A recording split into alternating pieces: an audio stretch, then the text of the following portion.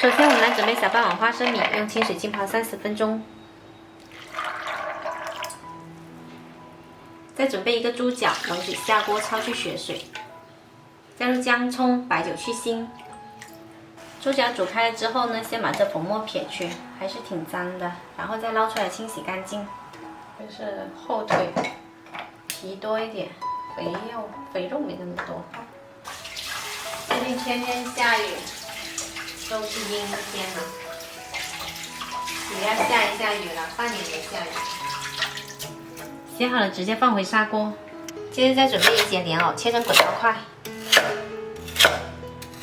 一起加到猪脚里面。莲藕呢，我们要选择粉藕，吃着才香。然后把花生米也加进来。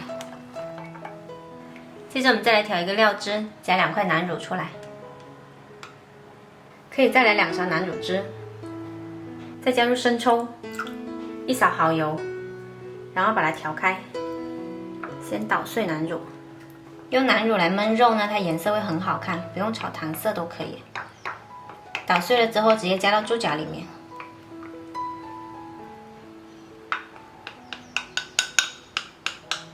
加入几颗冰糖提鲜，再来半罐啤酒，最后再加入清水。刚刚差点忘记放姜啦，来1小块姜，调大火煮开，转小火焖40分钟。时间到，我们的莲藕花生焖猪脚就做好啦。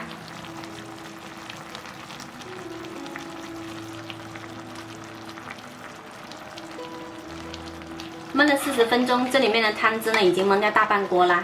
莲藕跟花生呢都焖得特别粉糯，猪脚呢绵烂又入味，超级好吃。喜欢的朋友可以试一下喽。我是小爱，喜欢我的视频记得关注我哦。